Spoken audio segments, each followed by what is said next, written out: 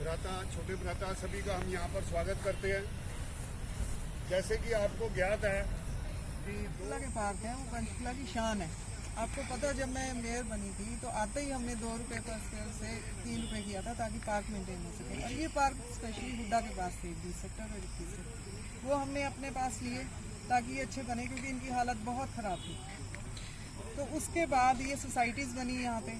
इनको समझ नहीं आ रहा कि ये सोसाइटी 3 साल से इतनी अच्छी तरह, आप देख सकते हो, प्रत्यक्ष को प्रमाण की जो आवश्यकता नहीं होती। आप देखिए ये पार्क कितना वेल मेंटेन है। सारे ही पार्क पंचकुला के 250 से ऊपर पार्क होंगे, सिर्फ इसी पार्क को क्यों टारगेट किया जा रहा है? मैं ये पूछना चाहती हूँ नगर निगम अधिकारियों से कि इसी पार्क को क्यों टारगेट किया जा रहा है, और मैं इसकी कड़ी निंदा करती हूँ जो इन्होंने किया।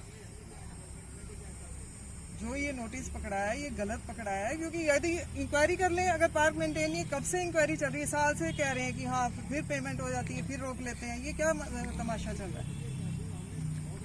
अगर बिल्कुल कमेटी के साथ खड़ी हूँ और मैं इसकी निंदा करती हूँ। अगर आप 250 पार्कों में और भी पार्क होंगे जो अनमेंटेन होंगे, इस पार्क का कंपैरिजन कर लीजिए और पार्कों से। प्रेस कॉन्फ्रेंस इसलिए बुलाई गई है कि मैं पार्क PDS 2006 का, जो सेक्टर 20 में ये पार्क है, सबसे बड़ा पार्क है 3 एकड़ के अंदर, इसका प्रेसिडेंट हूँ।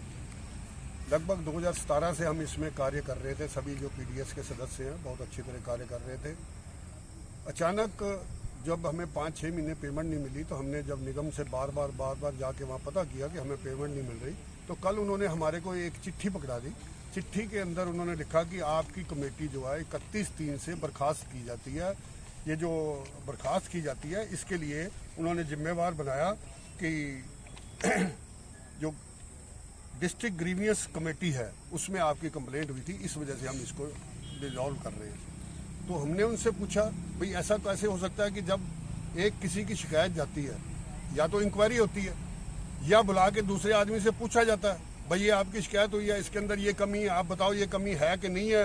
नहीं तो अपनी इंक्वायरी बिठाते, अपने इंक्वायरी करके अपने अफसर को भेजते, यहाँ पता करते भाई क्या कंप्लेंट है। जब हमने कंप्लेंट पूछी हुई हमारा क्या कसूर है, तो वो कहते हैं ये नहीं हमें पता, लेकिन हमारे ऊपर पॉलिटिकल प्रेशर था इसलिए हमने इसको डिसॉल्व कर दिया। हमने कहा भी ऐसे तो कोई तरीका नहीं है, आप इसकी इंक्वायरी कराएं।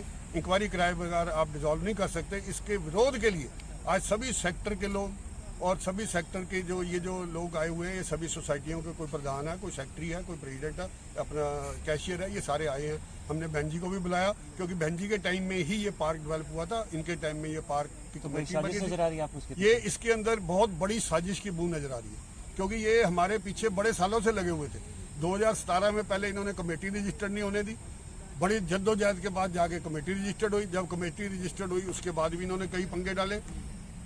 कौन लग रहा है आपको साजिश के पीछे? इस साजिश में 4-5 लोग हैं, मैं उनके नाम नहीं लेना चाहता। अगला आपका स्टेप क्या है? हमारा स्टेप अगला यही है कि हमने कमिश्नर्स को नोटिस देना है और उनको मिलना है और उनको बोलना है या तो इंक्वायरी कराओ, नहीं तो इस सोसाइटी को एज इट इज बहाल करो। एक्चुअली इस मैटर के ऊपर हम लोग पहले भी काफ़ी देर से काम कर रहे हैं अंकल के साथ में। पहले भी हम लोग आए थे, तब भी कुछ एक भाजपा के कार्यकर्ता हैं जो बीच में उलझे हुए हैं बिना मतलब के पार्क को लेकर के।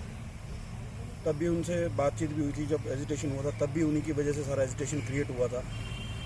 एक्चुअली कईयों को आदत होती है कि जब कोई कमेटी या कोई बंदा काम कर रहा हो तो उसके टांग अड़ाना, क्योंकि ऊपर नेताओं को ये दिखाना कि हमारा काम ज़्यादा अच्छा है, लेकिन उनके प्रैक्टिकली कुछ नहीं होता। तो वही हालात यहाँ पे बने हुए हैं। वो जो कार्यकर्ता हैं वो ठीक नहीं है, वो ना ही इस तरीके की हरकतें करे तो ज़्यादा अच्छा था। सत्तारूढ़ पार्टी का हाथ है, मानते हैं आप? सत्तारूढ़ पार्टी का हाथ, जब कार्यकर्ता का हाथ है तो हाथी के पाँव में सबका पाँव हो जाता है। तो मैं तो ये कहूँगा कि पार्कों के साथ इस तरह के खिलवाड़ करने ये ठीक नहीं है। एक पार्क को आप टारगेट करके क्या साबित करना चाहते हैं मैं जानता नहीं। यहाँ तो आप सारे के सारे पार्क अपने अंडर ले लो, पर अपने अंडर लेके करोगे भी क्या? सड़कें आपके पास में, उसके हालात हमने एक बार गोले लगा के दिखाए थे, वो आज भी दोबारा लगने के कगार पे खड़े हुए हैं। 1 घंटे की बरसात भी नहीं आती तो हालत क्या होती है शहर की, वो सबको नॉलेज में है ही है। तो जो चीज़ें आपके हाथ में आपसे वो तो पूरी हो नहीं रही। जो चीज़ें आप प्राइवेटली बुजुर्ग इकट्ठे होकर के कमेटी बना करके काम कर रहे हैं, उसको भी आप रोकने के उसके ऊपर तुले हुए हो कि आप इसको भी जंगल बनाना चाहते हो। तो मैं मानता हूँ कि राम राज्य आना चाहिए, पर आधुनिकीकरण के साथ आना चाहिए। वो तब जो राम राज्य था वो तब जंगलात का हुआ करता था, मशालें जला करती थी।